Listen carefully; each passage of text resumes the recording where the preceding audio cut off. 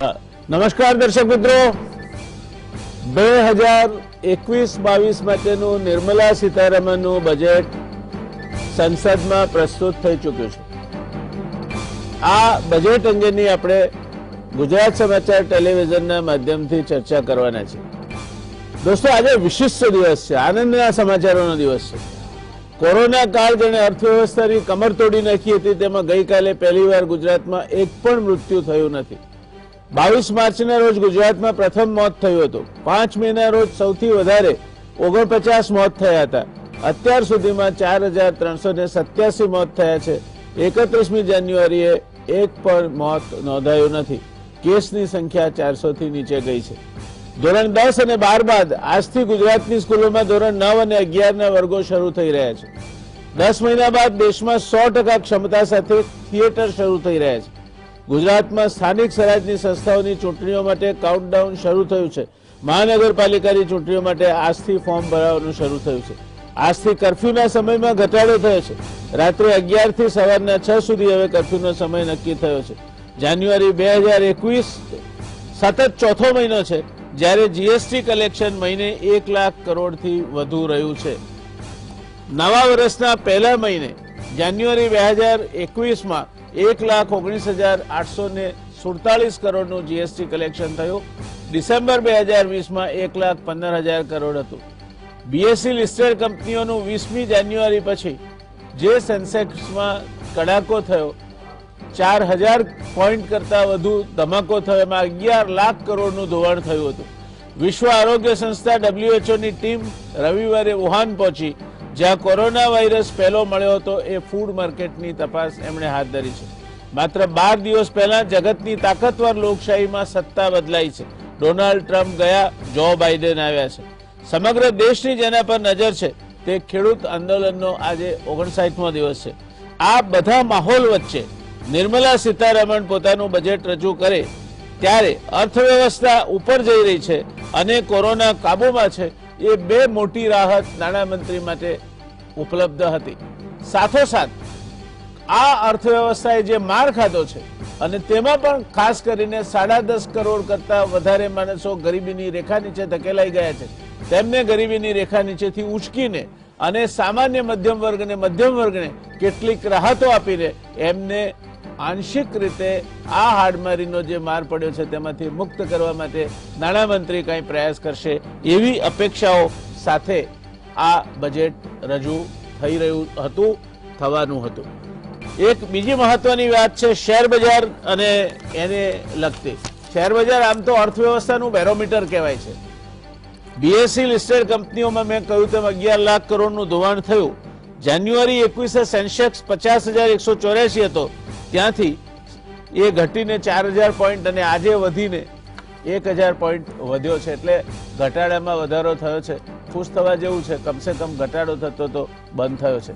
આ પરિસ્થિતિમાં નિર્મલા સીતારમણના બજેટે અપેક્ષા મુજબ ફિસ્કલ ડેફિસિટની જે ચિંતાને અભરાઈએ ચડાવી દીધી છે। FRBM એક્ટ પ્રમાણે 2020ના અંત સુધીમાં 3% ફિસ્કલ ડેફિસિટ થવી જોઈતી હતી, એના બદલે ચાલુ વર્ષની નાણાકીય ખાધ 9.5% અંદાજવામાં આવી છે। વધારાના 80,000 કરોડ હજુ તો બાકીના બધા સાધનોનો ઉપયોગ કરવા છતાં વધારાના 80,000 કરોડ રૂપિયા બજારમાંથી ઉઘરાવવા પડશે, તે પ્રકારની પરિસ્થિતિ છે તેવું નાણામંત્રીશ્રીએ કહ્યું છે। આ ખાધ આવતી સાલ માટે, એટલે જે બજેટ રજૂ થયું તે સાલ માટે લગભગ 6.8% રહેવાની ધારણા મૂકવામાં આવી છે અને ઘટતી લગભગ 2030 સુધીમાં 4% પહોંચે તે પ્રકારનો અંદાજ મૂકી શકાય તેમ છે। કરંટ એકાઉન્ટ ડેફિસિટ ચાલુ વર્ષે 17 વર્ષ બાદ સરપ્લસમાં પરિણમી છે। ચાલુ વર્ષ દરમિયાન આયાત 11.13% ઘટી છે, નિકાસ 5.8% ઘટી છે। આ અર્થવ્યવસ્થાને લાંબા ગાળાના આયોજન સાથે ધબકતી કરવાનું નાણામંત્રી પાસેથી અપેક્ષિત હતું। જોઈએ આપણે આપણી સાથે જાણીતા કરવેરા નિષ્ણાત, ચાર્ટર્ડ એકાઉન્ટન્ટ અને ઇન્ડિયન ઇન્સ્ટિટ્યૂટ ઓફ મેનેજમેન્ટ અમદાવાદના સ્નાતક એવા અમલદત્તભાઈ ધ્રુવ આપણી સાથે મોજૂદ છે। ત્યારે અમલદત્તભાઈને મારે પૂછવું છે કે અમલદત્તભાઈ, આપણે આ બધા બ્રોડ પેરામીટર્સ જેને કહેવાય મોટા આંકડા જોયા, ફિસ્કલ ડેફિસિટના જોયા, 80,000 કરોડ હજુ ઉઘરાવાના રહેશે બધા સાધનો વાપરવા છતાં તે વાત પણ જોઈ, અને સાથે સાથે શેર બજારને 1,000 આંક વધતું પણ જોયું. શું આપનું એક બૃહદ અવલોકન કહેવાય, પ્રાથમિક દ્રષ્ટિએ આપને કેવું લાગ્યું નિર્મલા સીતારામનનું બજેટ?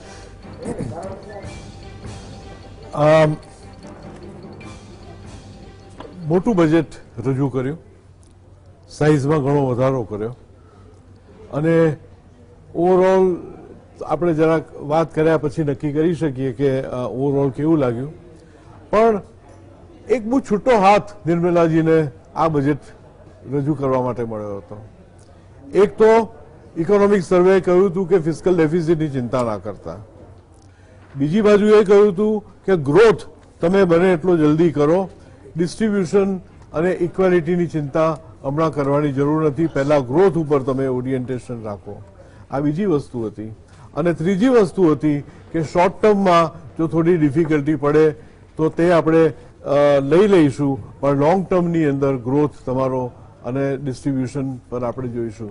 આમ આ ત્રણ મોટી છૂટો, અને રેન્કિંગની પણ તમે ચિંતા ના કરતા. આમ એકદમ છૂટો હાથ આ ફિનાન્સ મિનિસ્ટરને મારા હિસાબે પહેલી વાર મળ્યો છે. અત્યાર લગી ઇન્ફ્લેશનથી ગભરાઈને, ડેફિસિટથી ગભરાઈને, રેટિંગ અને રેન્કિંગથી ગભરાઈને, આ બધા અને ઇક્વલ ડિસ્ટ્રીબ્યુશન ઇક્વાલિટીથી ગભરાઈને બજેટો રજૂ કરવામાં આવ્યા હતા. તો આટલી છૂટ મળ્યા પછી પણ મારા હિસાબે આ બજેટની અંદર કન્સ્ટ્રેન્ટ અને ડિસિપ્લિન સાચવવામાં આવી છે. આટલી છૂટ મળ્યા પછી વધારે મોટા ખર્ચાઓ પણ ખર્ચા કરવાની પણ ત્રેવડ જોઈએ, એટલું એડમિનિસ્ટ્રેટિવ જોઈએ, એટલે એ વસ્તુ એમણે ધ્યાનમાં રાખી અને આ બજેટ રજૂ કર્યું છે. હવે ભાઈ 9.5% ફિસ્કલ ડેફિસિટ પહોંચી, હા, એ પછી આવતી સાલ 6.8%, એટલે આ નાણાકીય વર્ષ જેનું બજેટ રજૂ થયું એમાં 6.8% અંદાજવામાં આવી. સામાન્ય રીતે ફિસ્કલ ડેફિસિટનો અંદાજ એ મોટા ભાગે જે અંદાજેલો હોય તેના કરતા વધારે જ થઈ જતો હોય છે. એ સંયોગોમાં નાણાં મંત્રી પાસે કોઈ છૂટછાટ હતી ખરી દેવું કરવા સિવાય? દેવું કરવા સિવાય એમણે ડિસઇન્વેસ્ટમેન્ટની તો મોટી વાતો કરી છે. 1,75,000 કરોડનું છે, જે અત્યાર સુધીના કદાચ ક્યારેય નહીં કલ્પ્યું હોય તેટલું મોટું છે. મારા હિસાબે પીપીપી મોડેલને જરા વધારે, અને એસેટ જે મેનેજમેન્ટની કંપની ઊભી કરી, ઇમ્પ્લિમેન્ટેશન જો કરે તો ઇનફેક્ટ ઇન્ફ્લેશન વધવાનું છે. એટલે રેટ જે અત્યારે આપણે ખુશ થઈએ છીએ 1,10,000 કરોડ જીએસટી ના થયા, એ 1,25,000 થી 1,50,000 કરોડ થઈ જશે, કારણ કે ઇન્ફ્લેશન ચોક્કસ વધવાનું છે. હમણાં જ જોયું આપણે કે કસ્ટમ ડ્યુટીના ભાવ વધ્યા. આત્મનિર્ભર એટલે ઇમ્પોર્ટને તમે મોંઘો બનાવો, એની સાથે સાથે જો તમે એ જ વસ્તુ સસ્તા ભાવે દેશમાં બનાવી શકો તો દેશની અંદર જેને કે ડીમ્ડ એક્સપોર્ટ તરફ જો ઇન્સેન્ટિવ આપ્યો હોત તો it could have been better. આ તો તમે ઇમ્પોર્ટને મોંઘો બનાવ્યો એટલે ઇમ્પોર્ટ ઘટશે નહીં, ઇમ્પોર્ટ તો એ થશે પણ વધારે ડ્યુટી ભરી સરકારની તિજોરી ભરાશે, અને સરકારની તિજોરી ભરીને આપણે મોંઘી વસ્તુ હાથમાં લઈશું. એટલે આ એક બાજુથી દડો ફેંકાયો, બીજી બાજુથી કેચ થવો જોઈએ. એક બાજુ તમે ઇમ્પોર્ટને મોંઘો કર્યો તો લોકલી એ વસ્તુ સસ્તી મળવી જોઈએ. એટલે બીજા હાથે તમે કેવી રીતે આ એક ચેલેન્જને પકડી શકો છો એના ઉપર બહુ મોટો ભાર આ આવતા વર્ષનો રહેશે. અને એમ્પ્લોયમેન્ટ ઘણી સ્કીમો બધી જાહેર કરી છે, એટલે એમ્પ્લોયમેન્ટ વધશે અને ડિમાન્ડ વધશે, એટલે કોર્પોરેટ સેક્ટરને તો ખરેખર સારું થવાનું છે. બેંકોનું કેપિટલાઇઝેશનની વાત કરી છે, એટલે સ્ટોક માર્કેટ વધ્યું એ તો દેખાવ તરફ એ જાણીતી વસ્તુ છે. ટેક્સની અંદર કોઈ પણ સુધારો નથી કર્યો. ઇનફેક્ટ એલએલપી નો ટેક્સ ઘટાડવાનો હતો, કારણ કે જેથી કરીને પાર્ટનરશિપ કંપનીઓ પણ એલએલપી તરફ આગળ જાય. એ નથી કર્યું. મારા હિસાબે રહી ગયેલી વસ્તુ છે. તમે પ્રાઇવેટ લિમિટેડ કંપની કરો તો 30% લાગે ને, અરે 22% લાગે, અને એલએલપી કરો તો 30% લાગે. એટલે એમાંથી ઘટાડીને આપણે 22% કરીએ તો આ નવું ફોર્મ જે છે એલએલપી નું તે વધારે પ્રચલિત બને, એવું આપ કહેવા માંગો છો, બરાબર ને? અને એ અપેક્ષા હતી કે એ ઘટાડે અને સરવાળે અને પ્રાઇવેટ લિમિટેડ કંપનીના બરાબર. એટ પાર લાવી મૂકે, જે અપેક્ષા આ બજેટમાં ફળીભૂત થઈ નથી. ના. અમરનાથભાઈ, બીજી એક વાત, આપે કહી કે બેંકોના રિકેપિટલાઇઝેશનમાં જે કઈ રકમ રાખવામાં આવી છે 20,000 crore, do you think it is enough? કારણ કે બેંકોના જે ફાઇનાન્શિયલ સ્ટેબિલિટી રિપોર્ટ આવ્યો એમાં બેંકોના એનપીએ વર્સ્ટ કેસ સિનેરિયોમાં 16.5% થવાની ધારણા છે. You need huge funds to recapitalize them. એવા tokenism how far it will pay, number 1. Number 2, કે એ પછીના જે ઇન્સ્ટ્રુમેન્ટ છે તે પ્રાઇવેટાઇઝેશન અથવા તો બેંકોને કોઈ મોટી બેંક એક્વાયર કરે તે સિવાયના રહેતા નથી. એ એક વાત છે. અને બીજો મુદ્દો મારે આપની પાસેથી એની સાથે જોડીને જાણવું છે તે છે કે આ અસેટ મેનેજમેન્ટ કંપની થઈ એ બેંકોના બેડ ડેટ્સ બાય કરી લેશે, એટલે બેંકોના સરવૈયા ચોખ્ખા થઈ જશે, બેંકોની બુક્સ ચોખ્ખી થઈ જશે. પણ આ તો એક ટેવ નહીં પડી જાય બેંકોને કે તમે તમારે નુકસાન કરો, એનપીએ થાય અને અસેટ મેનેજમેન્ટ કંપની છે અને ડિસ્કાઉન્ટ કરીને વેચી મારો, તમારું સરવૈયું ચોખ્ખું રહે. આ કઈ જાતનો ન્યાય છે? આની અંદર જે ગવર્મેન્ટને એક અનુભવ થયો છે કે આ જે ઇન્સોલ્વન્સી એક્ટ આવ્યો એને કારણે ઘણી એસેટો વેચાઈ, એટલે આશા એ છે કે ઇન્સોલ્વન્સી તરફ જલ્દી એ પ્રોસેસને કરી અને જે નોન પરફોર્મિંગ એસેટ્સ છે એને વેચી અને પૈસા પાછા આવે, આ એક સ્ત્રોત એમના હાથમાં ઉભો રહે. બીજું, એમણે મેનેજમેન્ટ હાથમાં લઈ લેવા માટે એક નવી કંપની કે કોઈ કંપની સિક ડિક્લેર થઈ ગઈ કે ઇન્સોલ્વન્સીની અંદર તમારું રજીસ્ટ્રેશન થઈ ગયું, એટલે એનું મેનેજમેન્ટ એ નવી કંપની, એક નવું કોર્પોરેશન છે એ સંભાળે, એની વ્યવસ્થા કરે અને ત્યાર પછી એ એસેટને એ લોકો વેચે. હવે આ સરફેસી એક્ટમાં હતું, પણ બેંકોની પાસે એકચ્યુઅલ મેનેજમેન્ટ હાથમાં લેવાની ક્ષમતા નહોતી, એટલે ખરેખર મેનેજમેન્ટ હાથમાં લેતા નહોતા. બાકી એ નોટિસ તો આવી જતી હતી કે તમારા બોર્ડ પાસેથી સત્તા લઈને અમે લોકો મેનેજમેન્ટ લઈ લઈશું. એટલે આ એક ઘણી મહેનતની જરૂર છે, 2-3 વર્ષ લાગશે આ કંપનીને ખરેખર ફંક્શનલ થવા માટે. આ 20,000 કરોડ તો ટોકન સમ છે, એની એ વાત ખાતરી છે. પ્રાઇવેટાઇઝેશન મોટા પાયે કરવું પડશે અને જેમ ઇન્સ્યોરન્સની અંદર તમે 49%થી 74% કર્યું ફોરેન ઇન્વેસ્ટમેન્ટ, એવી રીતે બેંકોની અંદર પણ ફોરેનનું ઇન્વેસ્ટમેન્ટ તમારે મોટા પાયે લાવવું પડશે. એના વિશે કોઈ નિર્દેશ નથી, કોઈ સંકેત નથી, પણ એ સિવાય આટલી મોટી એનપીએ નું ભારણ આપણું બેન્કિંગ સેક્ટર ઉચકી નહીં શકે, એટલે વધારે પૈસાની ચોક્કસ જરૂર એ ક્ષેત્રમાં પડવાની છે. ધન્યવાદ અવધૂતભાઈ. આપણી સાથે દર્શક મિત્રો રઘુરામ રાજન સાહેબ જોડાઈ ગયા છે, પ્રોફેસર રઘુરામ જોડાઈ ગયા છે. Professor Raghuram Indian institute of મેનેજમેન્ટના એક ખ્યાતિપ્રાપ્ત નિષ્ણાત છે. આપણા ગુજરાત સમાચાર ટેલિવિઝન પર રઘુરામ સાહેબ આ અગાઉ પણ આવી ગયા છે. દેશની અર્થવ્યવસ્થા, વૈશ્વિક અર્થવ્યવસ્થાના પ્રવાહો પર એમની એક સતર્ક નજર રહે છે અને એ રીતે આપણને આજના નાણામંત્રીના આ અંદાજપત્ર પર પહેલી ટીકા ટિપ્પણ કરવા માટે પ્રોફેસર રઘુરામ સાહેબથી વધારે યોગ્ય વ્યક્તિ મળી શક્યા ના હોત. જઈએ પ્રોફેસર રઘુરામ સાહેબની પાસે. Sir, welcome to this discussion, आपका स्वागत है.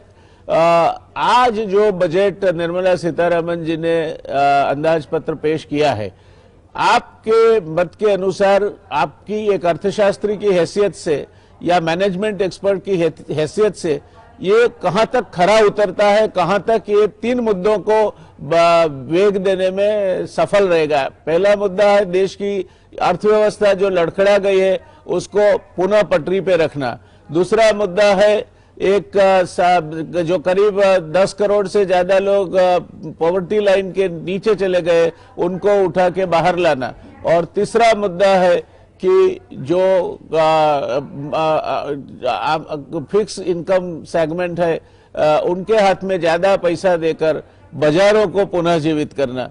कहां तक आप मानते हैं ये बजट और रोजगारी में वृद्धि करना, कहां तक मानते हैं ये बजट वो चारों मुद्दों को न्याय देने में ठीक सफल रहेगा? Thank you. I think Nirmala ji has over the years systematically proved that she can be quite consistent in her approach. I think in the first year there were a lot of concerns whether she was somebody who didn't exactly fit this role, but obviously she has applied herself, and I think the kind of detail on which she has got a sense of control, I think we're kind of moving in the right direction. That's my sense. I think the putting in the pillars in the budget to give it some sharper focus is also welcome. Specifically, let me go to the area which I'm a little more familiar with, and that is infrastructure. Very rightly, I think the idea of putting up a national infrastructure pipeline, which she had already announced last year in December, actually December 19, pre-COVID. I think she has held on to it, and, that we should be moving with a much greater investment in infrastructure. So the overall budget also focuses a lot more on capital investment, which I think is the need of the country. So on infrastructure, of course, there are many good things. Some things are a bit repetitive. For example, the creation of a development financial institution.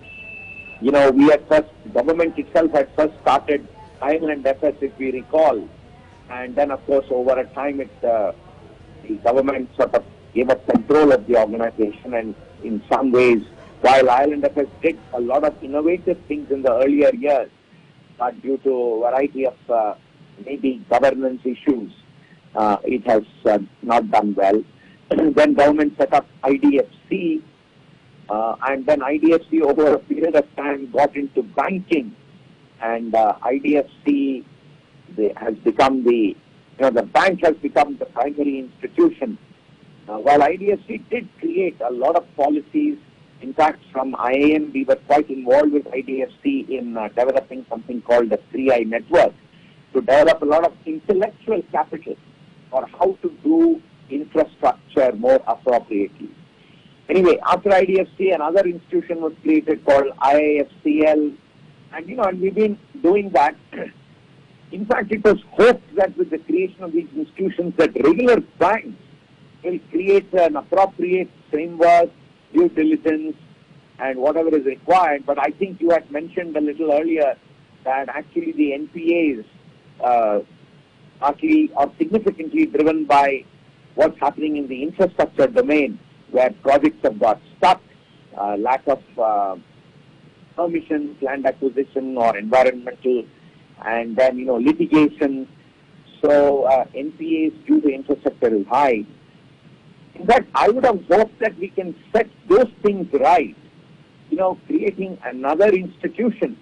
Maybe there is, it can do things, but unless some of the basic issues are sorted out, we are into a problem.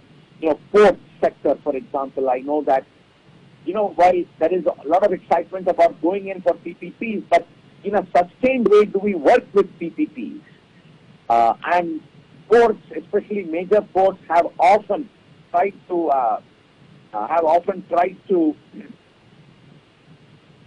create a mechanism by which they can try to work with the PPP institutions, but I don't think enough gets done. And the attitude of working with PPPs, railways is a good example. Again, she has talked about a large number of investments. In fact, the most important thing I didn't find any reference to is the privatization of passenger trains. We moved quite a bit in that in creating a framework, and January 12th, the bids were due, but I think the private players have had a lot of concerns. The government has postponed it till March 31st. I don't know. I know some of the potential bidders, they are worried. There is no proper regulator in place for Indian Railways. And, so there are some basic issues that need to be dealt with.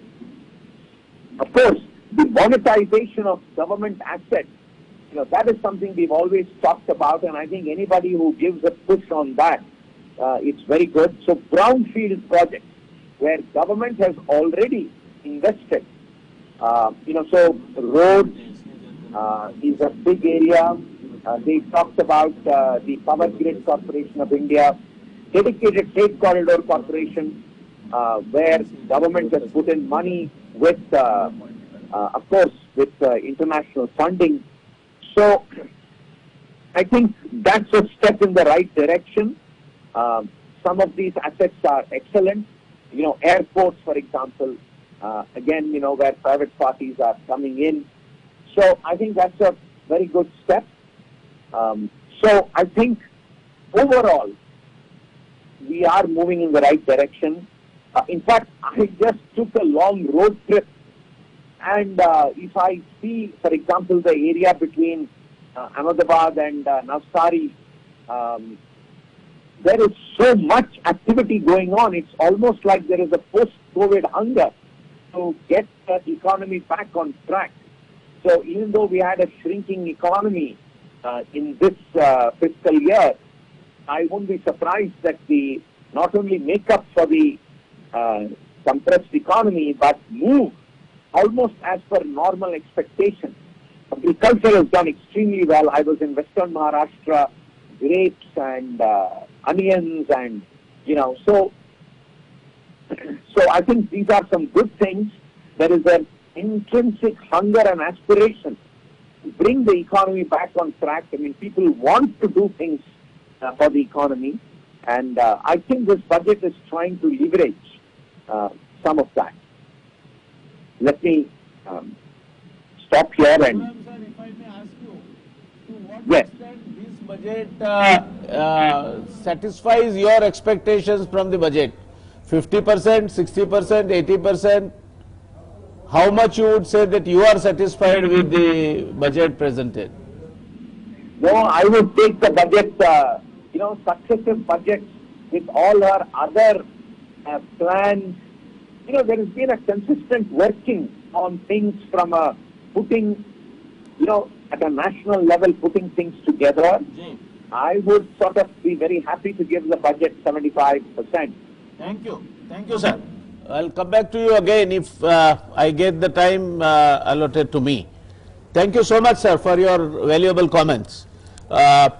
અમલભાઈ, ફરી પાછી આપણે વાત કરીએ તો જે મેં રઘુરામ સાહેબને પૂછ્યો તો એ જ પ્રશ્ન આપને પૂછું કે અપેક્ષા હતી કે આ બજેટ આવનાર 5 વર્ષના સમય માટે અર્થવ્યવસ્થાને સુનિશ્ચિત કરવાનું બજેટ હશે, મોટા પાયા પર રોજગારીને પ્રોત્સાહન આપનારું બજેટ હશે, સાતત્યપૂર્ણ વિકાસ થકી 10 કરોડ લોકોને બિલો પોવર્ટી લાઇનથી ઉપર લઈ આવવાળું બજેટ હશે અને માઇક્રો લઘુ અને મધ્યમ ઉદ્યોગોને પ્રોત્સાહન આપનારું બજેટ હશે અને મધ્યમ અને બોટમ ઓફ ધ પિરામિડના હાથમાં વધારે આવક રહે, either direct cash transfer or by tax exemption, એવું બજેટ હશે. એટલે એક તો પક્ષ એવો હતો કે ટેક્સ જ ઇન્કમ ટેક્સ જ કાઢી નાખવો જોઈએ આ સેગમેન્ટ પરથી. આપને શું લાગે છે આમાંથી કેટલો આ બજેટમાં નાણામંત્રી સફળ થયા છે? મેં શરૂઆતમાં કહ્યું એ પ્રમાણે કે ખૂબ જ છૂટો દોર એમના હાથમાં હતો. તકલીફો પણ એટલી જ મોટી હતી.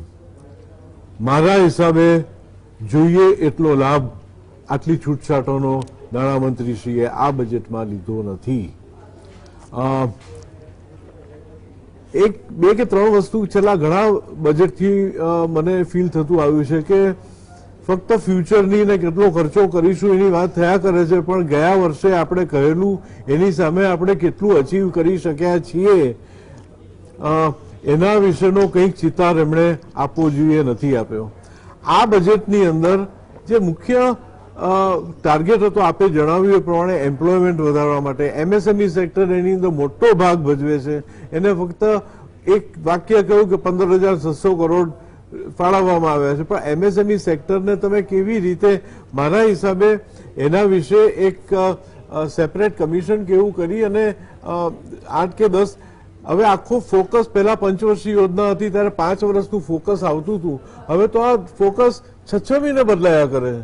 એટલે it is very difficult to C કે 5 વર્ષ પછી, કારણ કે કમિટમેન્ટ તો 1 વર્ષનું છે, 5 વર્ષનું કમિટમેન્ટ નથી. It's not a 5-year plan that she has put up. એટલે આ વર્ષની અંદર અમુક સ્કીમો જાહેર કરી છે એમાંથી કેટલી પૂરી થશે, કેટલાને એમ્પ્લોયમેન્ટ મળશે, એ વિશેની gas is a pure gas game. પણ ઇન્ટેન્શન સારી છે એવું દેખાઈ આવે છે. હવે ઇન્કમ ટેક્સમાં સિમ્પ્લિફિકેશન તમને જણાવું તો ટેક્સના ફોર્મની અંદર છેલ્લા 8 થી 10 વર્ષની અંદર 80 ચેન્જીસ આવેલા છે. આજે જીએસટીની અંદર કેટલા બધા એસોસિએશનોએ કહ્યું છે કે લગભગ 70 થી 75 એરિયાઝ એવા છે જેમાં તમારે સિમ્પ્લિફિકેશન કે ક્લેરિફિકેશનની જરૂર છે. તો એ અંગે પણ તમારે એટલીસ્ટ નિર્દેશ કરવાનો હતો કે અમુક વસ્તુઓ કરવાની છે. એટલે જે આ કોમ્પ્યુટરાઇઝેશન એમણે કહ્યું કે ડિજિટલ ઇન્ડિયા આપણે જઈ રહ્યા છીએ, કલેક્શન બાબતમાં ડિજિટલ ઇન્ડિયા થયું છે, પણ ફોર્મ ભરવાની અંદર the cost of compliance has gone up so much કે એના ઉપર એટલીસ્ટ એક વાક્ય પણ ઘણું સારું થઈ શકત કે at least there is an admission કે આની અંદર સિમ્પ્લિફિકેશન લાવવાની ઘણી જરૂર છે અને એ માટે સરકાર ઓફકોર્સ કાર્યરત છે.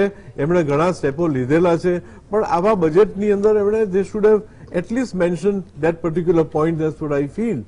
અને એમ્પ્લોયમેન્ટ વધારવા માટે એ તો હોય જ અને આ બધા ખર્ચાને કારણે એમ્પ્લોયમેન્ટ વધશે જ, પણ there should be some formal method કે અનએમ્પ્લોયમેન્ટ કેટલી છે. અત્યારે ઇન્ડિયાની અંદર અનએમ્પ્લોયમેન્ટનો ડેટા આપણને મળતો નથી. કેટલી એમ્પ્લોયમેન્ટ થઈ રહી છે માટેનું કંઈક સેન્સસ તમે ઇલેક્ટ્રોનિકલી કરવાના છો એ પ્રમાણે make sum effort to find out કે એમ્પ્લોયેબિલિટી કેટલી છે ને. એટલે એક્સપોર્ટને વધારવા માટે કે ઇન્સેન્ટિવ કે ડીમ્ડ એક્સપોર્ટ માટે કે ઇમ્પોર્ટ ઘટાડવા માટેના તમારા કે ઇન્સેન્ટિવ, નાના ઉદ્યોગોને તમે લિસ્ટિંગની વ્યવસ્થા કરી આપો. મોટા મોટા ઇસ્યુઝ તો આવશે. In fact this an opportunity for these foreign investors જે આવી રહ્યા છે દે આર ટેલિંગ કે ઇન્ડિયાની અંદર ઇનફ સ્ક્રિપ્ટ નથી, વધારે સ્ક્રિપ્ટો લાવો. એમએસએમઈને તમે પબ્લિક પ્લેટફોર્મ પર પબ્લિક ઇસ્યુ કરવા માટેના રેગ્યુલેશન જરા ઇઝ કરો. આ ટાઈપની એક એનાઉન્સમેન્ટ જો આવી હોત તો that would have been better. અને તો કારણ કે કેપિટલ એક્સપેન્સ કરવાની ત્રેવડ આપણા રેવન્યુ કલેક્શનમાં નથી. જેટલા પૈસા ભેગા કરીએ છીએ બધા ખર્ચાઈ જાય છે. હજી એડમિનિસ્ટ્રેટિવ સેટઅપ બ્રિટિશરો જે મૂકતા ગયા તે જ ચાલી રહ્યો છે. એની અંદર કંઈક ચેન્જીસ કરવાની વાત નથી, આઉટકમ બજેટની વાત નથી. એટલે તમારે કેપેક્સ જો કરવો હશે તો તે પ્રાઇવેટ સેક્ટરની પાસે જે પૈસા છે તેને પીપીપીની અંદર જોડીને કરવો પડશે, અથવા તો તમારે બોરોઈંગ કરીને કરવો પડશે, અથવા તો તમારા પીએસયુઝની અંદર બહારથી ઇન્વેસ્ટમેન્ટ લાવીને કરવો પડશે. આ સિવાય તમારી પાસે રસ્તો નથી. અને એ રસ્તાને અથવા તમારે નોટ્સ પ્રિન્ટ કરવી પડશે. અને જો નોટ પ્રિન્ટ કરવાની જ વાત થઈ છે, વધારે બોરોઈંગ તમે કરશો એટલે it is as good as ફુગાવો તમારો થવો. એટલે સ્ટોક માર્કેટ તો ઉપર જશે અનલેસ કે ડોલર વીક પડે ને અહીંયાથી આવેલા પૈસા બહાર ખેંચાઈ જાય. પણ આપણી economy let's not be completely pessimistic, સારી છે એટલે ટકશે અહીંયા, પણ હજી જગ્યા છે. ફુગ્ગો હજી વધારે ફૂલાવાની જગ્યા છે. એક નાની સ્પષ્ટતા દર્શક મિત્રો માટે મારે આપની પાસેથી જોઈએ છે. આ સેન્સેક્સ વધે છે અને સેન્સેક્સ ઘટે છે. આ સેન્સેક્સ શું છે અને એ કેમ વધે છે અને ઘટે છે? જો સિમ્પલ વસ્તુ છે કે ડિમાન્ડ એન્ડ સપ્લાય. આપણા સ્ટોક એક્સચેન્જની અંદર કેટલી સ્ક્રિપ્ટનું ટ્રેડિંગ થઈ રહ્યું છે અને એ સ્ક્રિપ્ટ ખરીદવા માટે કેટલા લોકો છે અને એ સ્ક્રિપ્ટને કેટલી સ્ક્રિપ્ટ અવેલેબલ છે. જેમ તમારી ડિમાન્ડ વધે અને સપ્લાય ઓછો હોય તો ભાવ તમારો વધે. અને એટલા માટે સેન્સેક્સની અંદર વધ્યો એનો અર્થ એ કે વધારે લોકોને હજી ઇન્વેસ્ટ કરવું છે, પણ તમારી સ્ક્રિપ્ટ તો એટલી જ છે at a given point of time, એટલે એનો ભાવ વધે છે. અને એટલા માટે હું કહું છું કે વધારે સ્ક્રિપ્ટો તમે લાવો, એમએસએમઈ માટે રિજનલ એક્સચેન્જીસ ઉભા કરો તો આની અંદર આ સેન્સેક્સ વધે.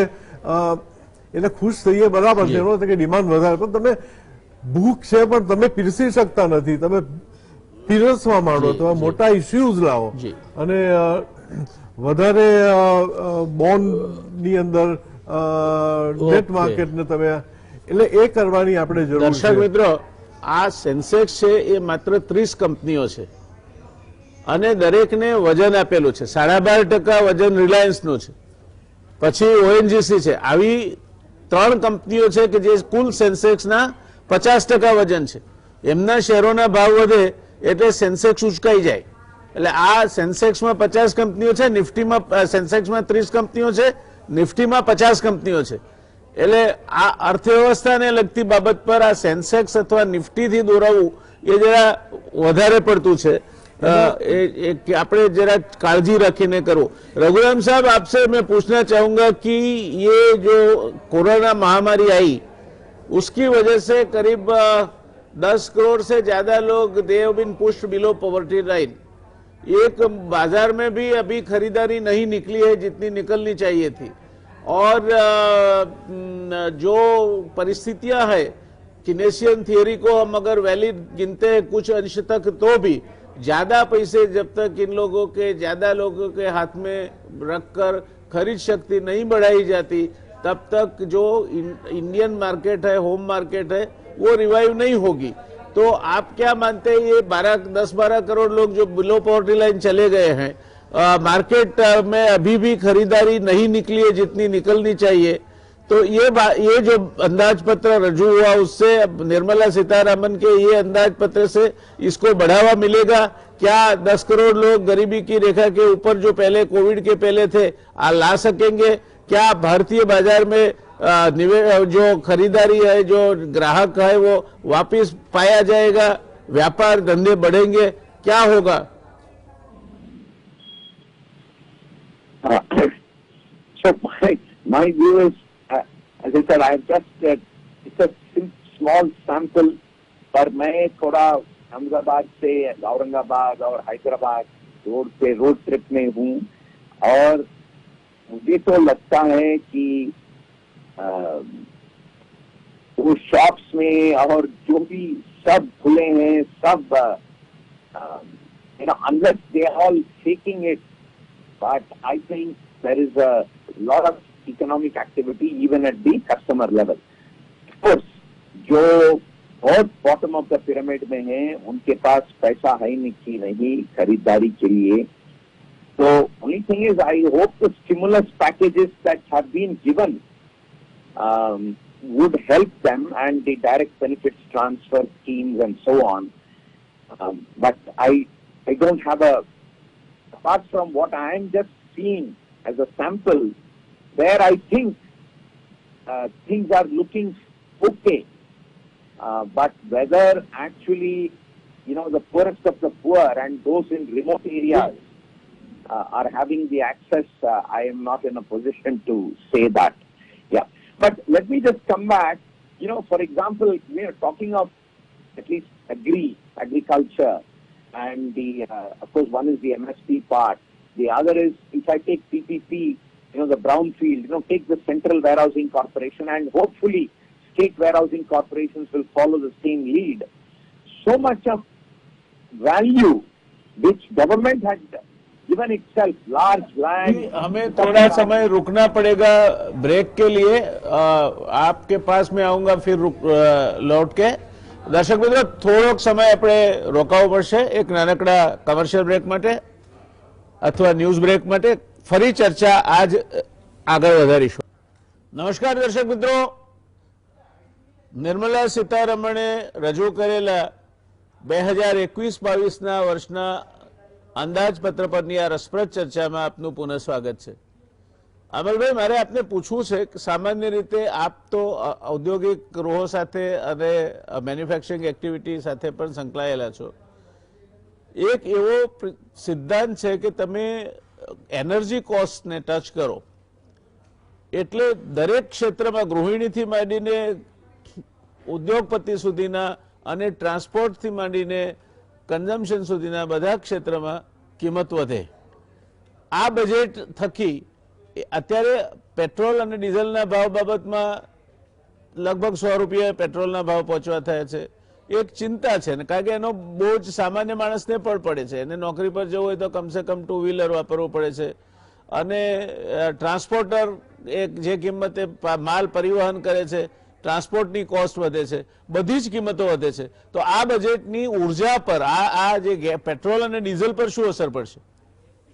આના હિસાબે છેલ્લા ઘણા વખતથી ક્રૂડનો ઇન્ટરનેશનલ ભાવ નીચે ઉતરતો આવ્યો છે, જ્યારે આપણા દેશની અંદર એની લોકોને એ ઘટાડાનો કોઈ પણ લાભ મળી શક્યો નથી, કારણ કે સરકાર એના પર ડ્યુટી નાખી દે છે.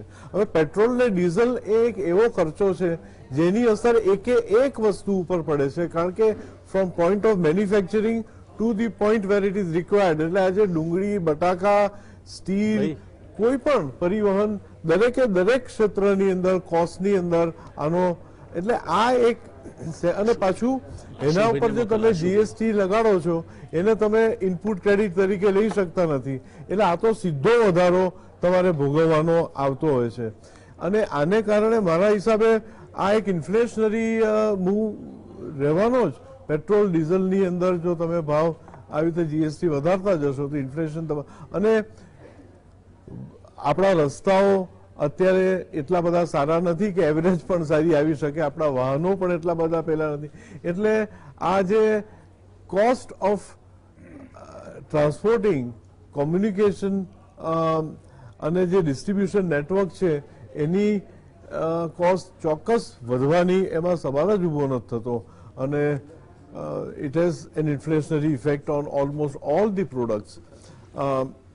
આશા હતી કે એને એ લોકો ઇનપુટ ક્રેડિટની અંદર લાવે, પણ આ બજેટની અંદર એ આવ્યું નથી. આવી રીતે જીએસટીની અંદર બીજી એક બે રિક્વેસ્ટો હતી જે કરવા જેવી હતી કે ઇનપુટ ટેક્સ ક્રેડિટ તમે લઈ શકતા નહોતા, તો એ ઇનપુટ ટેક્સ ક્રેડિટ જે વપરાયા વગરની રહી હોય તેને તમે ટ્રાન્સફર કરી શકો, એને ટ્રેડેબલ કરો, પણ એ ટાઈપના કોઈ ફેરફારો આ બજેટમાં સૂચવ્યા નથી.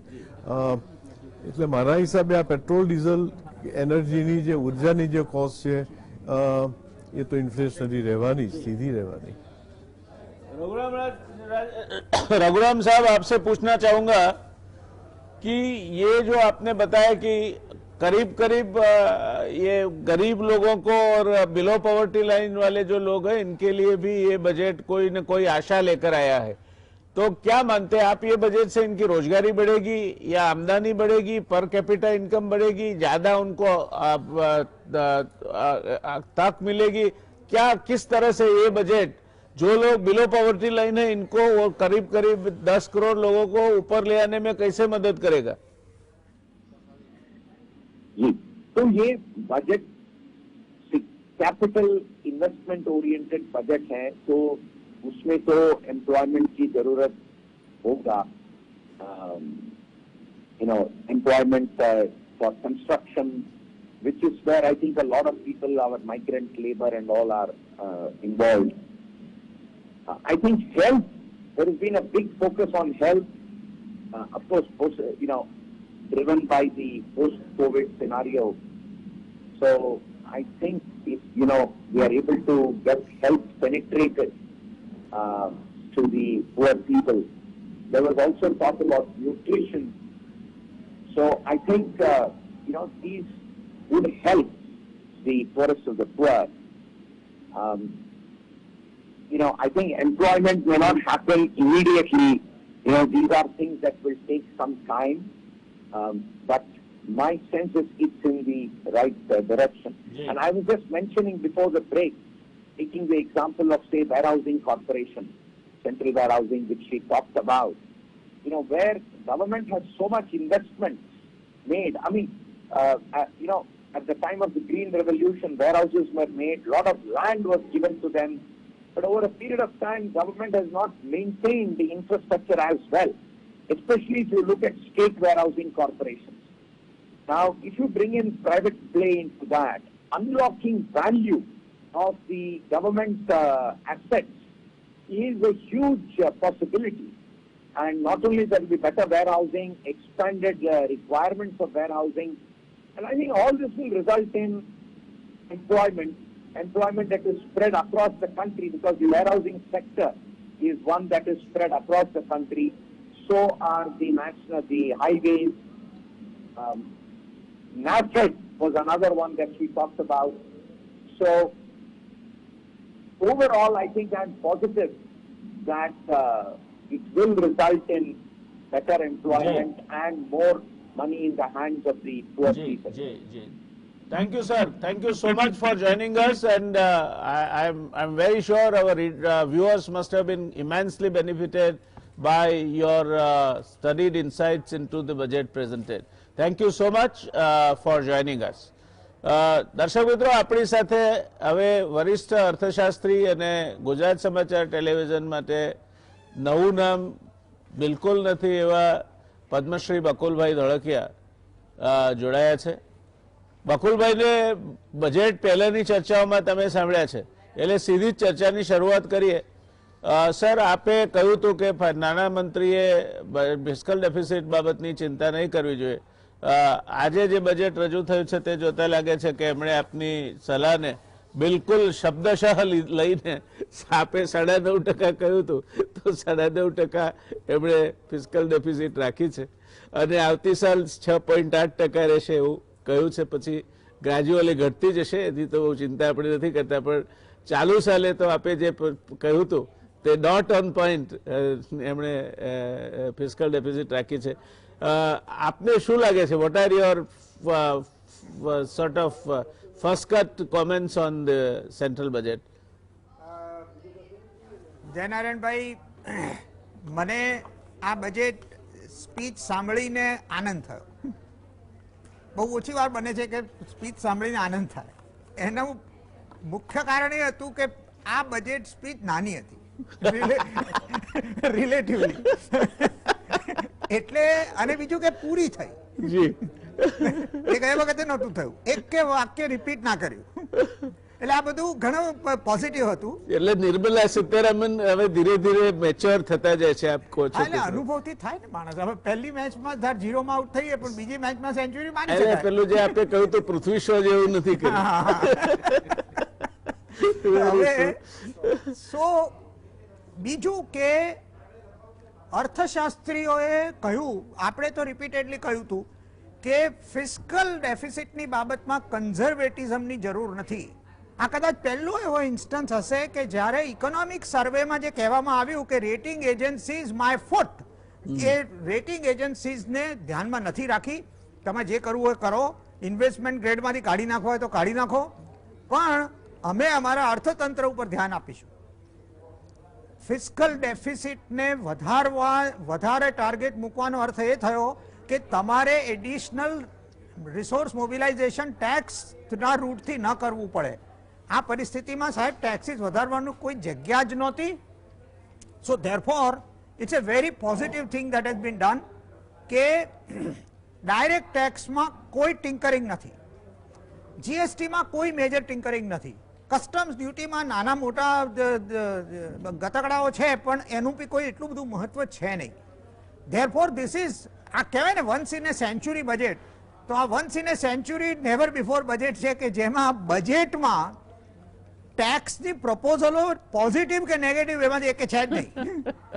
શું એટલે બધા ટેક્સ કન્સલ્ટન્ટો બિચારા બેસીને વિચાર કરતા હશે કે આપણે આના પર કહીશું શું, કારણ કે આમાં ટેક્સ વિશે બોલવા જેવું કશું છે જ નહીં. So you are worried about our tomorrow's program. Our sympathies to Mukesh Patel. ના સાહેબ, it can result to reallocation of time. That is not a problem. So હવે પણ આ બહુ આમાં the reason why the stock market has welcomed the budget is કે સાહેબ આમાં એવી દશા હતી કે ટેક્સની કઈ પ્રપોઝલ આવશે, એમને most widely expected was Covid cess. Yes, that has been discounted. જે નથી થયું. Yes. So she has avoided the temptation of raising resources through taxes. Yes. એટલે એને રેવન્યુ સાઇડથી એક્સપેન્ડિચરને બૂસ્ટ કરવાનો ટ્રાય નથી કર્યો, એણે ડેફિસિટની સાઇડથી એક્સપેન્ડિચરને બૂસ્ટ કરવાનો ટ્રાય કર્યો છે. એટલે આ ઘણું પોઝિટિવ વસ્તુ છે. પેન્ડેમિકની અંદર 9.5% ફિસ્કલ ડેફિસિટ આપણા અર્થતંત્ર માટે આમે જ અનપ્રેસિડેન્ટેડ છે. 3.5% બજેટ કરેલો ને 9.5%, એટલે 6%ની સ્ટ્રિંગ ખુલ્લી મૂકી દીધી. એટલે આપણે જે વાત કરતા હતા કે રિસોર્સિસની કોઈ એવી મોટી પ્રોબ્લેમ છે નહીં જો સરકાર ધારે તો. અને બીજું કે કેપેક્સ નું ટાર્ગેટ બજેટ એસ્ટિમેટ કરતા રિવાઇઝડ એસ્ટિમેટ્સ વધારે હોય એવું પણ પહેલી વાર બન્યું છે સાહેબ. આમાં કેપેક્સ ની અંદર હંમેશા બજેટ એસ્ટિમેટ કરતા રિવાઇઝ એસ્ટિમેટ Saving ઓછા જ rate. હોય છે. સો અને મને લાગે છે કે આજે થર્ડ ક્વાર્ટરની રિકવરી દેખાઈ રહી છે. ઇટ ઇઝ પાર્ટલી બીકોઝ સરકારે ફિસ્કલ ડેફિસિટ ઉપર ધ્યાન ન આપ્યું અને એને જવા દીધો અને એટલા માટે એક્સપેન્ડિચરને વધાર્યું અને ધેટ ઇઝ શોઈંગ અપ. અને હવે મને ખાતરી છે કે થર્ડ ક્વાર્ટરની જીડીપી ગ્રોથ આપણા દેશનો પોઝિટિવ હશે અને ફોર્થ ક્વાર્ટરનો એનાથી વધારે પોઝિટિવ હશે. Therefore, I will not be surprised કે 7.7% જે નેગેટિવ જીડીપી ગ્રોથ આપણે 2020-21 માટે ધારી રહ્યા છીએ એના કરતા એકચ્યુઅલ જીડીપી ગ્રોથ થોડો ઓછો હોય. 7.7 ને બદલે 6 કે 6.5% થઈને ઊભો રહે તો મને નવાઈ નહીં લાગે અને that itself would B positive. તમે નીચે ગબડવાનું ઓછું કરો એટલે તમારો સુધારો એની મેતે વધે. બીજું કે આ માં જે નોમિનલ જીડીપી ગ્રોથ 11%નો ઇકોનોમિક સર્વે ધાર્યો છે એ 11%નો જીડીપી ગ્રોથ અચીવ કરવામાં હવે બજેટ કોઈ જાતની બાધારૂપ નહીં બને. On the contrary the budget will spur. એટલે 11% ને બદલે આપણે 12% કે 13%નો પણ જીડીપી ગ્રોથ 2021-22માં અચીવ કરી શકીશું. નાઉ ઇન ધીસ સિનારિયો આ બજેટનું સૌથી મોટામાં મોટું વેલકમ પાસું શું છે કે એને ફિસ્કલ રોડમેપ પણ બહુ કન્ઝર્વેટિવ નથી મૂક્યો, લિબરલ મૂક્યો છે. 9.5% થી 6.8% ફિસ્કલ ડેફિસિટ એટલે ખાલી 2.7% નું કરેક્શન આ વર્ષે કરવાનો ટ્રાય થશે અને 6.8% થી 3% ઉપર દોડતા દોડતા પહોંચવાનું નથી 2025-26. હવે આ બજેટ આપણું 21-22નું છે એટલે 4 વર્ષનો રોડમેપ આપ્યો કે જેમાં you will go down by little more than 2%. આનો અર્થ એ થયો કે આવતું બજેટ અને એની પછીના બજેટમાં પણ 5% અથવા 5.5%નો ફિસ્કલ ડેફિસિટ સરકાર પ્લાન કરી શકશે, which essentially means કે our revival will be sustained. આપણે આવતા વર્ષેની જીડીપી ગ્રોથ 21-22નું જે છે તે નહીં પરંતુ 22-23 અને 23-24માં પણ આપણો જીડીપી ગ્રોથ સબસ્ટેન્શિયલી ઇમ્પ્રૂવ થશે. તમને યાદ હશે કે આપણે આગલી ડિબેટમાં વાત કરી હતી એક્સપેક્ટેશન્સની અંદર કે આ બજેટે મીડિયમ ટર્મ અને લોંગ ટર્મ ફાઉન્ડેશન લે કરવું પડશે, પાયો નાખવો પડશે. મારા હિસાબે નિર્મલા સીતારામને એ પાયો નાખ્યો છે અને પાયો સદ્ધર છે. એટલે હું એમ માનું છું કે આ બજેટને કારણે ઇકોનોમિક ગ્રોથને બૂસ્ટ મળશે. નોટ ઓનલી ધેટ પરંતુ એ હાયર જીડીપી ગ્રોથ ઓવર એ લોંગર પીરિયડ સસ્ટેનેબલ હશે અને એ ઘણું જ મોટું અને મહત્વનું પાસું છે.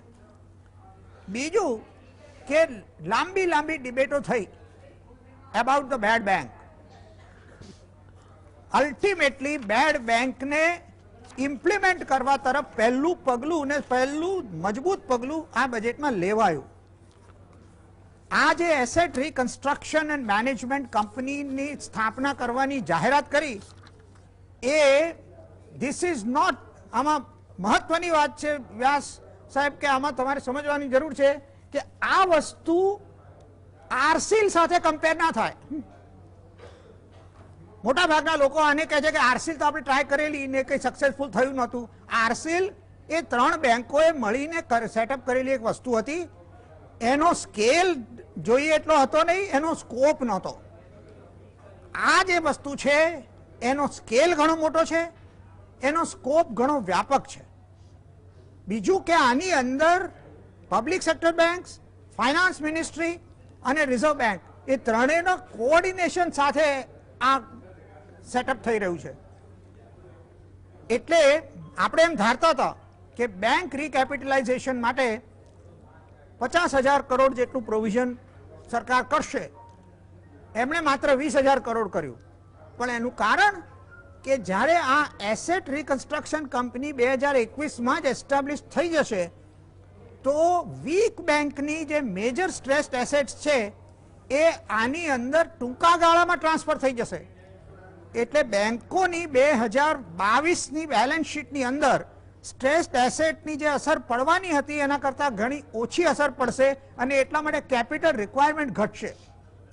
આપણે નોન પરફોર્મિંગ એસેટ ઉપર રિઝર્વ બેંકના રિપોર્ટની ચર્ચા કરી હતી, એની અંદર ઘણું બધું પેસિમિઝમ હતું. હવે ધીસ બેડ બેંક આઈડિયા 2 થી 3 વર્ષમાં આપણી પબ્લિક સેક્ટર બેંકોની બેલેન્સ શીટ ક્લીનઅપ થવાના ચાન્સીસ વધી ગયા છે. આપણા કોર્પોરેટ સેક્ટરની બેલેન્સ શીટો ક્લીનઅપ થવાનો પ્રોસેસ ઓલરેડી ચાલુ થઈ ગયો છે અને અર્થતંત્ર સરકાર જ્યારે પંપ પ્રાઇમ કરશે ઇકોનોમીને ત્યારે એ પણ સદ્ધર પરિસ્થિતિમાં મુકાશે. એટલે આનો અર્થ એ થયો કે all cylinders have been fired. Now all cylinders fired means now the engine will run. અને આ એન્જિન દોડશે તો આપણે માત્ર 21-22ના ફાઇનાન્શિયલ યર માટે fastest growing economy in the world નહીં થઈએ, પણ આપણે એને લોંગર પીરિયડ ઓફ ટાઈમ માટે સસ્ટેઇન કરી શકીશું. I think a lot of catch-up work was to be done and that this budget has done quite comprehensively. Sir you were આપે જ્યારે આપણે ચર્ચા થઈ ત્યારે એક ચર્ચાનો મુદ્દો એ પણ હતો કે નોમિનલ જીડીપી ગ્રોથ રેટ કેટલો રહેશે, રિયલ જીડીપી ગ્રોથ કેટલો રહેશે અને એના કારણે ફિસ્કલ સ્પેસ કેટલી મળશે. તો આ બજેટ બાબતમાં આપનું શું કહેવું છે? એક અને બીજું, એલઆઈસી અને જનરલ ઇન્સ્યોરન્સનું 75 એમાં 74% ફોરેન ડાયરેક્ટ ઇન્વેસ્ટમેન્ટ પરમિટ કર્યું, એટલે બાય એન્ડ લાર્જ વિદેશી કંપનીઓના હાથમાં એનો કબજો જતો રહેશે. આ બાબતમાં શું કહેવું છે? વેરી વેલિડ ક્વેશ્ચન અને બહુ જ રેલેવન્ટ વસ્તુ છે. 49%થી ઇન્સ્યોરન્સ બિઝનેસમાં એફડીઆઈની લિમિટ વધારીને 74% કરી, પરંતુ ભૂતકાળના અનુભવ પરથી કંઈક શીખ્યા છીએ એવું લાગે છે અને એટલા માટે એ 74% કરવાની સાથે સાથે બીજી બધી વસ્તુઓને સ્પેલ આઉટ કરવા કરતા ગવર્નન્સ સ્ટ્રક્ચરને લગતી બાબતોને આ બજેટ સ્પીચમાં હાઇલાઇટ કરી છે.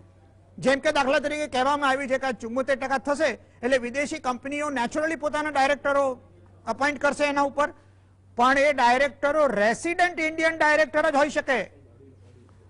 આ જે પ્રોવિઝન કરવામાં આવ્યું છે બજેટ સ્પીચમાં, એનો અર્થ એ થયો કે it is only resident Indian directors can be appointed as by the foreigners who are investing in this. બીજું કે ઇન્ડિપેન્ડન્ટ ડાયરેક્ટર્સનું પ્રપોર્શન મિનિમમ 50% રાખવું પડશે. હવે સાહેબ આ બે ગવર્નન્સના જે મેજર ઇશ્યુઝ છે એ ટેકલ કરે. How independent R independent directors is a larger question. પણ મારા હિસાબે આ વિદેશી કંપનીઓ રોકાણ કરશે, પરંતુ વિદેશી કંપનીઓ આપણે ઇન્સ્યોરન્સ બિઝનેસને હાઇજેક નહીં કરી શકે એના ચેક્સ એન્ડ બેલેન્સીસ અંદર મૂકવામાં આવ્યા છે. બીજું કે ઇન્ડિયન પાર્ટનરના રિપ્રેઝેન્ટેટિવ્સ જે હશે એના ઉપર પણ ધ્યાન આપવામાં આવશે. સો આઈ થિંક રિસોર્સિસ એટ્રેક્ટ કરવાની સાથે સાથે ગવર્નન્સ ઉપર જે ધ્યાન આપવામાં આવ્યું છે that is going to make a difference. It remains a fact છે કે આપણું ઇન્સ્યોરન્સ બિઝનેસ ગ્લોબલ ઇન્સ્યોરન્સ બિઝનેસના સ્ટાન્ડર્ડની કમ્પેરિઝનમાં it is no wear.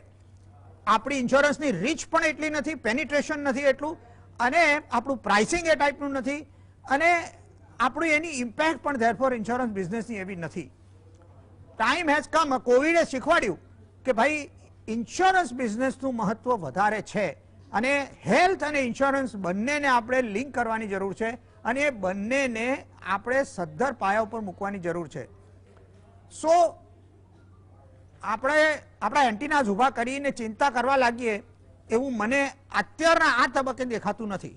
So all care has been taken એવું મને લાગે છે to some extent. And your very pet subject પેલો ફિસ્કલ સ્પ્રેડ અને નોમિનલ જીડીપી ને રિયલ જીડીપી. હવે એમાં એવું છે કે એટલો બધો ટ્રાફિક છે ઇન્ટરનેટ ઉપર કે બજેટ ડોક્યુમેન્ટ્સ ખુલી નથી રહ્યા. જી સાંજે રાત્રે આપણે તો સાહેબ રાત્રે આપણે નોમિનલ જીડીપી ગ્રોથ કેટલો એઝ્યુમ કર્યો છે એ જી. વસ્તુ પણ ખબર નથી પડી રહી. Sir we have another session at 9. એટલે એ મને જરા દર્શક થોડી- મિત્રો આ હજુ માહિતી પૂરતી ઉપલબ્ધ નથી થઈ. બકુલભાઈ સાહેબ કે છે પણ વાત સાચી છે, કારણ કે ઇન્ટરનેટ પર અત્યારે એટલો બધો ટ્રાફિક છે કે બજેટ ડોક્યુમેન્ટ્સ લોડ થતા નથી, એટલે લોડ થતા નથી.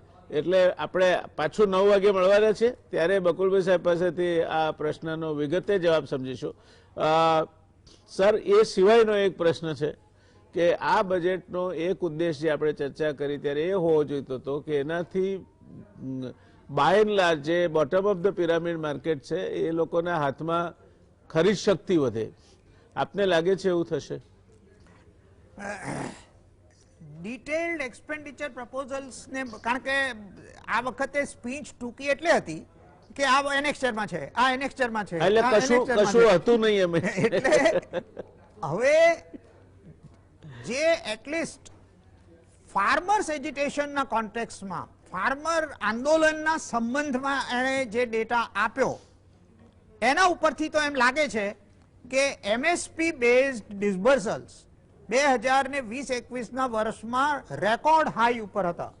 પછી એ વીટ હોય, પેડી હોય, પલ્સીસ હોય, એટલે ડિસબર્સમેન્ટ એટલે એકચ્યુઅલી ખેડૂતોના હાથમાં પૈસા આવ્યા છે. પછી એ જે લોકો અત્યારના ટ્રેક્ટરો લઈને ત્યાં આંદોલન કરી રહ્યા છે એમની પાસે ગયા છે કે નાના ખેડૂતો પાસે ગયા છે એ આપણને ખબર નહીં પડે, પણ ડિસબર્સ થયું છે.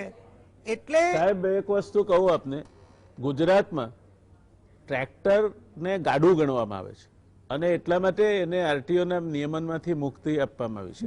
એટલે આપણે ટેકનોલોજીકલ એડવાન્સમેન્ટ ગણીએ તો ટ્રેક્ટર હવે ખેડૂતની જરૂરિયાત બન્યું છે. કરેક્ટ, ગાડું અદ્રશ્ય થઈ ગયું કારણ કે બળદ પોસાતા નથી. બરાબર છે. એટલે આ ટ્રેક્ટર ઉપરથી ફાર્મર પ્રોસ્પરસ છે એવું આપણે માનવાની ભૂલ ના, ના, કરવી ના, હું નહીં. ટ્રેક્ટર થી ફાર્મર પ્રોસ્પરસ છે એમ નથી કહેતો. હું તો એમ કહું છું જી. કે આ ટ્રેક્ટરના ડીઝલનો હા, કેટલી ખર્ચો એ વારમાં? લોકો આરામથી ભોગવી રહ્યા છે, હા. હજારો કરોડનો. હા, એ બધું એમાંથી ફાઇનાન્સ, એટલે ટૂંકામાં જો ફાર્મરને તમે કોમન મેન ગણો તો એના હાથમાં પૈસા ગયા છે, એના દાખલા સાથે, ઉદાહરણ સાથે વસ્તુઓ આપવામાં આવી. જી. હવે બીજા બધા જે કોમન મેન છે એના હાથમાં શું આવશે એ જ્યાં સુધી એક્સપેન્ડિચરની ડિટેલ્સ આપણને નહીં આવે મળે ત્યાં નહીં સુધી.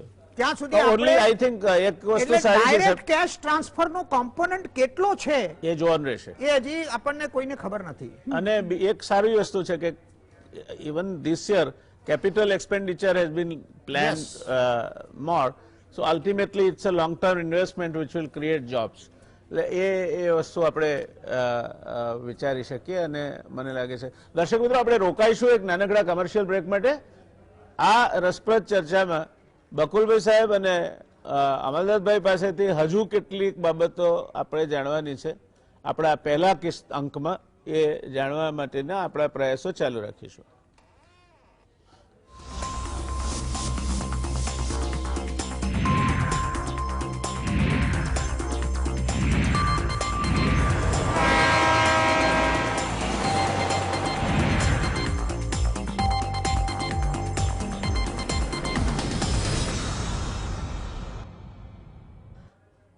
નમસ્કાર દર્શક મિત્રો, આ રસપ્રદ ચર્ચામાં પુનઃ એકવાર આપનું સ્વાગત છે. ચર્ચા થઈ રહી છે નિર્મલા સીતારામણે 2021-22ના વર્ષ માટેનું અંદાજપત્ર રજૂ કર્યું. તે કેટલે અંશે આશા અપેક્ષાઓને સંતોષવામાં સફળ રહેશે તે અંગેની આપણી સાથે છે અત્યારે શ્રેયાન અર્થશાસ્ત્રી પદ્મશ્રી બકુલભાઈ ધોળકિયા અને ચાર્ટર્ડ એકાઉન્ટન્ટ MBA શ્રી અમલદત્તભાઈ ધ્રુવ. અમલદત્તભાઈ, શરૂઆત આપનાથી કરીએ તો આ રોજગારી મોટા પાયે વધે તે જાતનું બજેટ ગણો છો આપ? અને મૂળ વાત એ છે કે અત્યાર સુધીમાં આપણો એમ્પ્લોયમેન્ટ ઇલાસ્ટિસિટી ઇન્ડેક્સ 0 થઈ ગયો છે. એટલે ગ્રોથ થાય પણ જોબ, નોકરીઓ ઊભી ન થાય. તો બકુલભાઈ સાહેબને પૂછીશ પ્રશ્ન, પણ એમનો વિષય છે આમ તો, પણ આપ એક ફિનાન્શિયલ વિઝાર્ડ તરીકે અથવા તો ઉદ્યોગો સાથે સંકળાયેલ વ્યક્તિ તરીકે શું માનો છો? જેવો આપણે આ બજેટમાં જે જોયું કે ખર્ચા મોટા થવાના છે, એટલે ખર્ચા થશે એટલે એમ્પ્લોયમેન્ટ તો ચોક્કસ વધશે. પણ ટાઈપ ઓફ એમ્પ્લોયમેન્ટ આ કોવિડની અસરને કારણે હાઈ ટેકનોલોજીની જોબ્સ ઘણી વધશે, એટલે ત્યાં આપણી પાસે સપ્લાય ઓછો હશે અને એ નોકરીની ડિમાન્ડ વધારે હશે. જ્યારે જે અનસ્કિલ્ડ કે હાફ સ્કિલ્ડ લોકો છે એ લોકોને જોબ મળવામાં હજી તકલીફ રહેશે. આપણે સ્કિલિંગ ની અંદર જે ધ્યાન આ બજેટમાં આપ્યું છે અને એને માટે 1 કે 2 વર્ષ આપણે રોકાવવું પડશે. ત્યાં લગી જે અનસ્કિલ્ડ અને સેમી સ્કિલ્ડ લોકો છે એ લોકોને એમ્પ્લોયમેન્ટની તકલીફ રહેશે. બકુલભાઈની કરેલી વાત સાથે હું ચોક્કસ સમજ થઉં છું કે બહુ સારો મોટો સ્ટેપ લીધો છે. એની સાથે એક વસ્તુ મારે ખાસ કહેવી પડે કે ઇન્ફ્લેશન આને કારણે થવાનું છે. જોબની અંદર પણ સ્કિલ્ડ લોકોનો પગાર ઘણો વધવાનો છે અને અનસ્કિલ્ડ લોકોને અનએમ્પ્લોયમેન્ટ સહન કરવાની રહેશે. અને જે કસ્ટમ ડ્યુટી જે વધારવામાં આવી છે એને કારણે પણ મારા હિસાબે ઇન્ફ્લેશનરી પેટ્રોલ ને ડીઝલને પણ મોંઘું કરવામાં આવ્યું છે. એટલે inflation is something which we have to be careful about. અને ત્રીજી વસ્તુ કે વખાણ થયા કે ઇન્કમ ટેક્સને કંઈ પણ ટચ નથી કર્યું, પણ જ્યાં ટચ કરવા જેવું હતું ત્યાં તો કરવું હતું. ઇન ધ સેન્સ કે 1-2 જગ્યા મેં કહ્યું કે LLP ઉપર જે ટેક્સ છે તમારે ઓછો કરવાની જરૂર હતી. તમે પ્રાઇવેટ સેક્ટર પાસે કામ તમારે ઘણા કરાવવા છે તો તમે જે સોશિયલ રિસ્પોન્સિબિલિટીના જે 2 કે 3% તમે જે કમ્પલસરી કરવાના કહો છો એને ઇન્કમ ટેક્સમાં ડિડક્ટિબલ કર્યા હોત તો કોર્પોરેટ એ તરફ ખર્ચો કરી શકે. અને થર્ડ વસ્તુ છે કે જે પેનલ્ટી તમે જે આખી કરી છે એને જરાક ઈઝ કર્યું હોત તો લોકોને ધંધો કરવાની મજા પડત. એટલે આવા 2-3 નાના મુદ્દાઓ જે એક કે ચેન્જ નથી કરવા, સારું થયું નથી કરવા, પણ અમુક જે કરવા જેવા હતા એના પર. અને થર્ડલી કે તમે ઇનપુટ ક્રેડિટ ના લઈ શકતા હો તો તેને થોડી માર્કેટેબલ રાખો. એટલે આવા 2-3 મુદ્દા બાજુમાં રાખીએ તો મારા હિસાબે આ બજેટ સારું છે. પણ એક થોડો જોખમી પ્રશ્ન આપને પૂછું કે આ સેન્સેક્સમાં એકદમ વધારો આવ્યો. આપ એવું માનો છો કે શેર બજારે કોવિડ સેસને ડિસ્કાઉન્ટ કરીને આ ધુબાકો માર્યો હતો? કોવિડ સેસ નહીં આવ્યો એટલે એ રિકોઇલ થયું. So this is not actually આ અર્થવ્યવસ્થામાં કંઈ થવાનું છે એના કારણે નથી વધ્યું, પણ કોવિડ સેસ નહીં આવ્યો એટલે એનું આ પ્રતિ રિએક્શન છે. શું કેવું છે આપને? દંડો ઉગામી અને પછી ના મારે તો જે આનંદ થાય એવો આનંદ શેર બજારને થયો હશે. દંડો હતો, વાગવાનો હતો. એટલે દર્શક મિત્રો, આ સેન્સેક્સ જે વધી રહ્યો છે એ શેર બજાર છે ને કોઈ પણ આવનાર ઘટનાને ડિસ્કાઉન્ટ કરી નાખે છે. એટલે એને પોતે સમજી લઈ અને એ પ્રમાણે પોઝિશન લઈ લે છે. કોવિડ સેસ આવશે એવી એક વ્યાપક ચર્ચા હતી, વ્યાપક શક્યતા હતી, એ નહીં થયો. એના આનંદ રૂપે પહેલા એમણે ગણતરી મૂકીને ઓછા કર્યા હતા એ હવે વધી રહ્યા છે. એટલે એને ભૂલે ચૂકે એકદમ આ બજેટને સાથે જોડીને જોવાની તમે ચિંતા કરો તે પહેલા થોડું રોકાજો. સાંજે આપણે બકુલભાઈ સાહેબને સાંભળીશું, પછી આગળનો નિર્ણય લ્યો તો કદાચ એ વધારે યોગ્ય હશે, વધારે સાચી ભૂમિકા પર હશે એવું લાગે છે.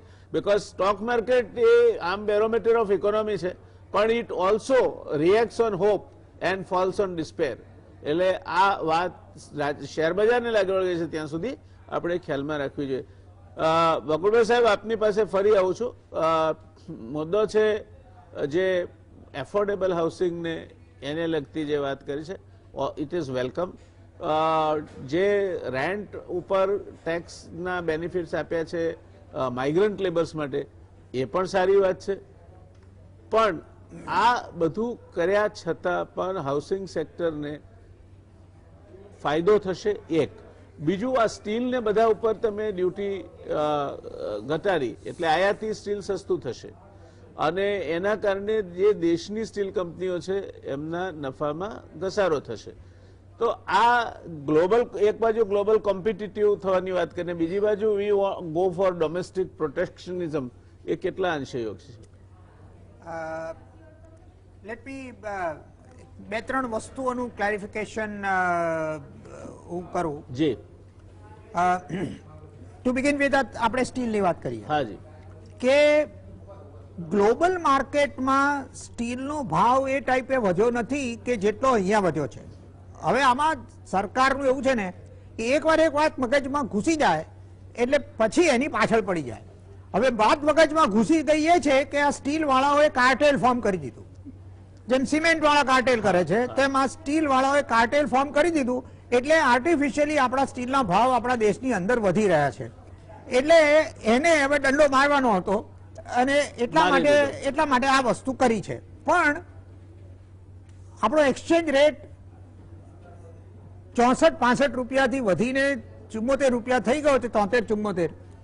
એટલે ધારો કે આ ડ્યુટી ઘટાડશે તો 64 રૂપિયા વખતે જે હતું એ જ લેવલ આવીને ઊભું રહેશે. એટલે હું નથી માનતો કે સ્ટીલ કંપનીઓને કોઈ તકલીફ પડે, પણ આની સિગ્નલિંગ ઇફેક્ટ ઘણી હશે કે તમે જો કાર્ટેલિંગ ખરેખર કરશો તો સરકાર તમને ગોદો મારશે અને એને કારણે થઈને એ જો લેજિટિમેટ પ્રોફિટ તમે અર્ન કરો પણ ઇલેજિટિમેટ પ્રોફિટ તમારે આવી કોવિડની પરિસ્થિતિની અંદર ન કરવા જોઈએ. જી, એટલે એક સિગ્નલિંગ એક મેસેજ ગયો છે. જી, હવે માર્કેટની વાત કરીએ. માર્કેટ વધવાના 3 કારણ છે. કારણ કે 3 જાતના ભય પ્રવર્તમાન હતા. પહેલો ભય હતો કોવિડ સેસનો, એમાં 2% પણ આવી ગયા હતા કે 2% Covid cess across the board બધે લાગી જવાનો છે. સાચી વાત છે. આ પહેલો ભય. બીજો ભય હતો કે long term capital gains tax વધારી દેશે, એસટીટી માં ચેન્જ કરી નાખશે. જી, આ બીજો ભય હતો. અને ત્રીજો ભય હતો કે ડાયરેક્ટ ટેક્સીસ ની અંદર રાહત આપવાની બાજુ પર રહી પણ વધારશે, ઇનફેક્ટ જીએસટી ના કેટલાક દરો વધારી દેશે એવી પણ માર્કેટમાં રૂમર હતી. એટલે લાલ કપડાની બેગ લઈ અને મોટો દંડો લઈ અને એગ્રેસિવલી માણસ ધસી આવી રહ્યું છે, પરંતુ એ આવી સ્માઇલ કરીને જતું રહે એટલે જે તમને રાહતની લાગણી અનુભવાય એ માર્કેટે અનુભવી છે. Very very aptly describe. લાલ કપડામાં દંડો લઈને માણસ મારવા માટે ધસી રહ્યો છે એ તમને સ્માઇલ આપી અને પાછો જતો રહે. બિલકુલ સાચી વાત થઈ. આ એક રાહત આપણને કાલ્પનિક Yes. મળી. એટલે એને કારણે થઈને ફિયર સાયકોસિસ ડિસઅપિયર્ડ. જી, આપે બિલકુલ સાચું કહ્યું કે માર્કેટ ફિયર સાયકોસિસને કારણે ક્રેશ થયું હતું. બાકી માર્કેટના ફંડામેન્ટલ જે પહેલા હતા અને અત્યારના એમાં કોઈ મોટો જાજો ફેર પડ્યો નથી. અને let us four record let us also identify કે 2018માં બજેટ રજૂ થયું ત્યાર પછી માર્જિનલી માર્કેટ તૂટ્યું હતું, પણ માર્જિનલી. જી, 2019માં માર્કેટ તૂટ્યું હતું લગભગ 2% થી અને 2020માં 2.5% માર્કેટ તૂટ્યું હતું. એટલે છેલ્લા 3 વર્ષમાં 2018માં 0.3%, 2019માં 2% અને 2020માં 2.5% ઘટ્યું હતું. સર, ધેટ મીન્સ આપ એવું કહેવાનો પ્રયત્ન કરી રહ્યા છો કે નિર્મલા સીતારામને બીજો પણ એક રેકોર્ડ તોડ્યો છે એના બજેટ પછી માર્કેટમાં. Yes, એ જ હું કઈ સ્પષ્ટ રીતે કહેવા માંગુ છું કે નિર્મલા સીતારામન એ પ્રો માર્કેટ નથી એવું જે પરસેપ્શન છે એ બદલવું એમના પડે. આખા લુક્સ ઉપરથી એ પરસેપ્શન આવે છે. એટલે સમટાઈમ્સ લુક્સ આર ડિસેપ્ટિવ. હા, એટલે પણ નહીં, તમે ભાઈ ચહેરે पे મત જાઓ, યુ નો. તો ધેટ ઇઝ ધ થિંગ. હવે પણ લાંબા ગાળે માર્કેટ કેટલું ટકશે અને સસ્ટેન થશે એનો આધાર કોર્પોરેટ બેલેન્સ શીટ્સ ઉપર છે, કોર્પોરેટ રિઝલ્ટ્સ ઉપર છે અને એ બધાનો આધાર એ આપણા આર્થિક વિકાસના દર ઉપર છે. અને મેં કહ્યું એ પ્રમાણે આ ઇન્ટેન્શન્સ ઘણા સારા છે, એક્શન્સ ઘણી સારી છે અને મને હવે કોન્ફિડન્સ આવી રહ્યો છે કે આપણે 11% કરતા વધારે જીડીપી ગ્રોથ 2021-22માં હાંસલ કરી શકીશું. જી, અને એવી જ રીતે ફિસ્કલ રોડમેપમાં બહુ સ્ફૂર્તિ નથી બતાવી અને 2025-26 સુધી 4.5%નું ટાર્ગેટ આપી દીધું. That's the best part of it. એટલે એનો અર્થ એ થયો કે ગવર્મેન્ટ ખર્ચો પાછો નહીં ખેંચે આવતા 4 વર્ષ સુધી. અને 4 વર્ષમાં લેટ અસ અન્ડરસ્ટેન્ડ કે ઇકોનોમી ઘણી ગ્રો થઈ ગઈ હશે. ધેરફોર 2025-26ના 4.5% એ 2021-22 6-7% બરાબર થઈને ઉભા રહેશે. સો એક ક્લિયર એક્સપેન્ડિચર પાથ. આનો અર્થ એ થયો કે economic revival depends on government expenditure. એ વાત ફાઇનલી સ્વીકારવામાં આવી અને એ કન્ઝર્વેટિવ રીતે નહીં પણ લિબરલ રીતે સ્વીકારવામાં આવી અને એને કારણે થઈને યુફોરિયા વધ્યો છે. I think there is lot of substance in it, sir. Yes. હવે એમ્પ્લોયમેન્ટની વાત કરીએ. બીજી બધી બીજા બધા સેક્ટર્સ હવે જેમ બધા તરીકે ટેક્સટાઇલને બૂસ્ટ આપ્યો. So textile is an employment oriented economy. Construction સેક્ટરને બૂસ્ટ મળશે. Hospitality industry will revive. એટલે આ બધા એમ્પ્લોયમેન્ટને રિસ્ટોર થશે.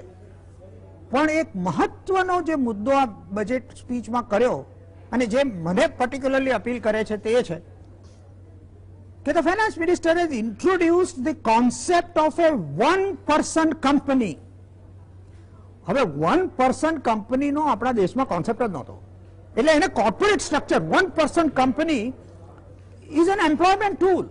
તમે એટલે એક માણસ એટલે સેલ્ફ એમ્પ્લોયમેન્ટને કોર્પોરેટ સ્ટ્રક્ચરમાં તમે ભલે unorganise corporate structure, not organise corporate structure, પણ સિંગલ મેન કંપની એને જે સિંગલ મેન કંપનીનો કોન્સેપ્ટ વધશે તો આજે આપણા એજ્યુકેટેડ યુથની અનએમ્પ્લોયમેન્ટ નું problem to some extent solve થશે.